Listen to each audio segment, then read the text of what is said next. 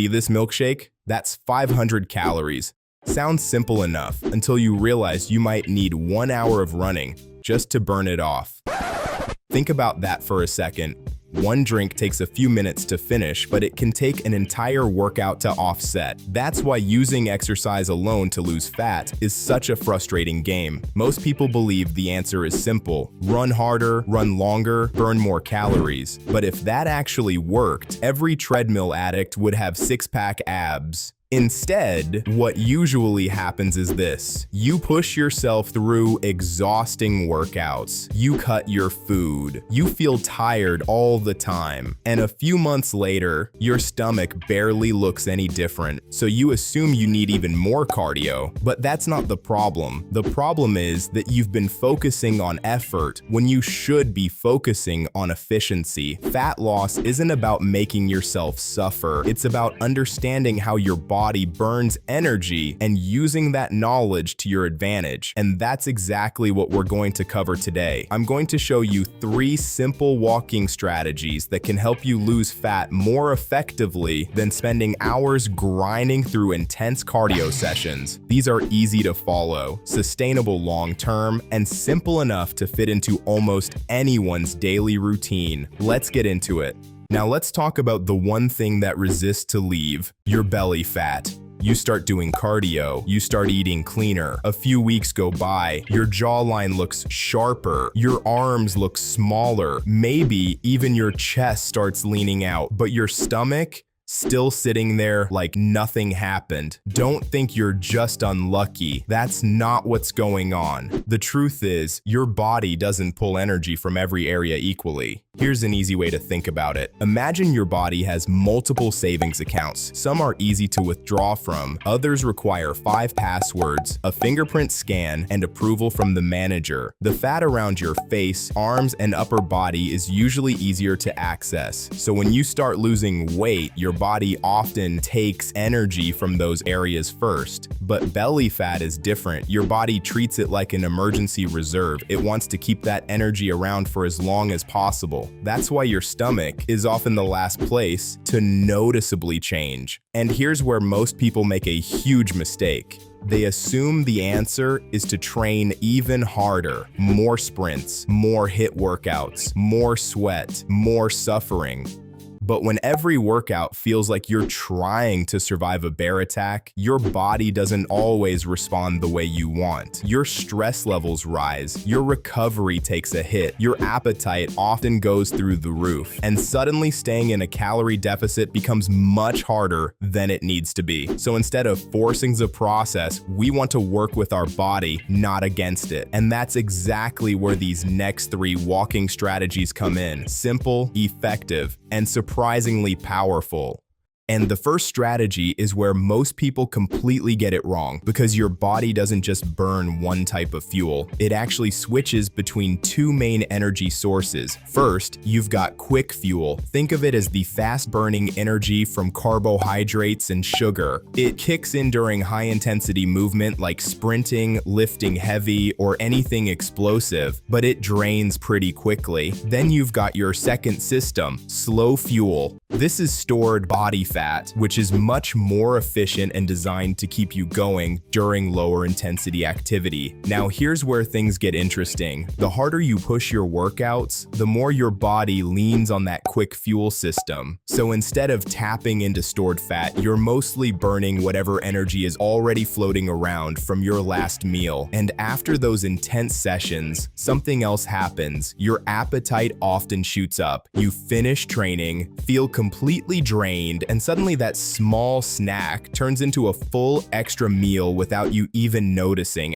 At that point, it's easy to cancel out everything you just burned. But walking works differently. With steady, low-intensity movement, your body is more likely to rely on stored energy over time without triggering that same extreme hunger response, because intensity matters. And there's a sweet spot you're aiming for, a pace where you can still talk, but you're breathing a bit heavier than normal. Not lazy walking, not exhausting cardio, just that middle ground where your body stays active without going into overdrive. This is where consistency matters more than intensity. Your energy stays stable, and your body can gradually tap into stored fat during the day. The goal is simple, around 7,000 to 10,000 steps daily, and you don't need to hit it all at once. You can build it throughout your normal routine, and if you want to make your walks a bit more effective, here's a simple upgrade. Add a light-weighted vest or a backpack with around 10 to 20 pounds. That way, each step requires a little more effort while still keeping you in that steady, sustainable zone. Now let's get into strategy number 2, and honestly, this might be the easiest fat loss habit on the entire list. No extra workouts, no special equipment, no suffering required. It starts with something that happens every time you eat. Whenever you have a meal, your body gets a fresh supply of energy. That's exactly what food is supposed to do. The challenge is that most people eat and then immediately become inactive. They sit at a desk, they sit on the couch, they sit in the car. Basically, the incoming energy has nowhere to go. But there's a simple fix. After each meal, go for a short walk. I'm talking about 10 minutes. That's it. 10 minutes after breakfast, 10 minutes after lunch, 10 minutes after dinner. By the end of the day, you've accumulated around 30 minutes of movement and several thousand extra steps without ever scheduling a workout. And the timing matters. Instead of spending the next hour completely inactive, you're giving your body a chance to put some of that incoming energy to use right away. It's one of the simplest habits you can build, which is exactly why it's so effective. And here's a bonus tip. If you lift weights, try adding a short walk after your workout as well. Nothing intense, just an easy walk to keep moving, increase your daily activity, and help you recover between sessions. When you combine post-workout walks with post-meal walks, the benefits start stacking up fast. More movement, more calories burned throughout the day, and more opportunities to stay active without feeling like you're constantly exercising. Now, before you start thinking you've found a super trick, there's something important we need to talk about. Walking is powerful, but it doesn't give you permission to ignore your nutrition, because no amount of walking can completely compensate for consistently overeating. You can hit 15,000 or even 20,000 steps a day, but if you're regularly eating more calories than your body needs, progress will still be slow. That's why successful fat loss almost always comes down to two things working together: regular movement and a modest calorie deficit. Simple in theory, but this is exactly where many people get stuck. The moment they hear words like calories, macros, or food tracking, it starts sounding like a full-time accounting job. They spend a week weighing food, logging every bite, and trying to calculate everything perfectly. Then they get frustrated, then they quit, and that's where the whole process falls apart.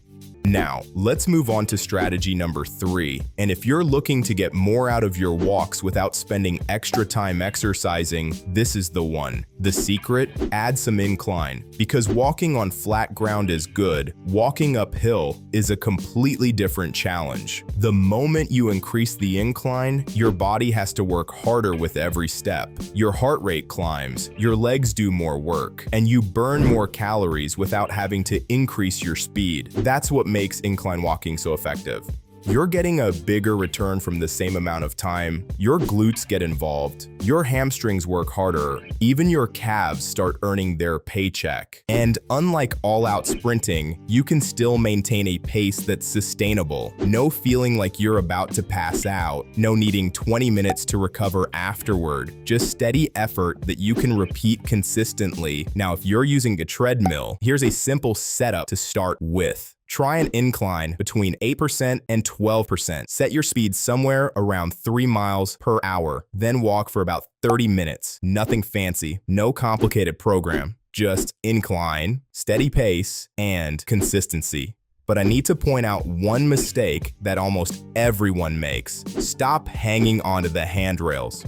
Seriously, if you're supporting your body weight with your arms, you're taking work away from the muscles that are supposed to be doing the job. Stand tall, let your arms move naturally, and choose an incline you can actually handle with good form. If 12% feels too difficult, lower it. There's no prize for making the workout harder than necessary. The goal is quality movement, not impressing strangers at the gym. Add 2 or 3 incline walking sessions each week alongside your daily step goal, and you'll be surprised how quickly those extra calories add up. Simple, effective, and easy to recover from. Now, if you're hearing all of this and thinking, there's no way I'm getting 10,000 steps a day, don't worry, most people feel that way at first. But here's the funny part. A lot of people think they're already walking way more than they actually are. They'll guess 7,000 or 8,000 steps. Then they check their phone and discover they're barely hitting half of that. So before you change anything, find out where you're starting. Track your steps for a few days. No guessing. No estimating, just look at the number, because once you know your baseline, improving it becomes a lot easier. And the good news is that you don't need to carve out an extra hour every day just for walking. You can sneak steps into things you're already doing. For example, stop hunting for the closest parking spot. Park a little farther away and take the extra walk. It doesn't seem like much, but those small chunks add up surprisingly fast. Here's another one. Whenever you're on a phone call, get up and move. Pace around the room, walk around the house, walk around the office. Anything is better than sitting still. You'd be amazed how many steps you can rack up during a conversation that was going to happen anyway. And while we're at it, make friends with the stairs. Whenever you have the option between the elevator and the stairs, choose the stairs. It's a simple switch that increases your daily activity without adding another item to your schedule. The secret isn't finding one giant opportunity to walk, it's collecting dozens of small opportunities throughout the day. Combine these habits with your post-meal walks, and suddenly reaching 8,000 to 10,000 steps doesn't feel like a challenge. It just becomes part of your normal routine. All right, let's turn everything we've covered into a simple game plan. So here's exactly how I'd approach this over the next 12 weeks. For the first month, keep it simple. Don't worry about hitting 10,000 steps yet. Just find out where you are right now. Track your average daily steps for a few days, then aim to add about 2,000 more. At the same time, start the post-meal walks. That's your main focus. Nothing complicated. You're not trying to transform your body overnight. You're building routines that you can actually stick to. Then comes weeks 5 through 8. Now it's time to level things up. Aim for at least 8,000 steps per day. Keep using the small step boosting habits we talked about earlier. If you want an extra challenge, add a weighted vest or loaded backpack a couple of times each week. And if you're strength training, start including those short walks after your workouts. By now, moving more should feel natural instead of forced. Then we get to weeks 9 through 12. This is where everything starts coming together. Push toward 10,000 steps per day. Add 2 incline walking sessions each week. Stay consistent with your post-meal walks. And keep your nutrition under control. At this stage, you'll probably notice that fat loss feels easier than it did when you were relying on motivation alone. People may start asking what program you're following or what supplement you're taking, and the answer is probably going to disappoint them. Nothing fancy, just daily movement, smart habits, and a calorie intake that matches your goals. No secret formula, no super fat burner, just consistency finally paying off. And that's really the biggest lesson here. You don't need the hardest workout, you need the workout you can repeat day after day, week after week. Because the people who get the best results usually aren't doing anything extreme. They're simply doing the basics for longer than everyone else. Most people focus on one fat loss tip and ignore the other 9 that could make the process easier. Don't make that mistake. I put together 10 simple tips that can help you burn fat faster without making your life miserable. Click on this video right here and I'll show you all of them.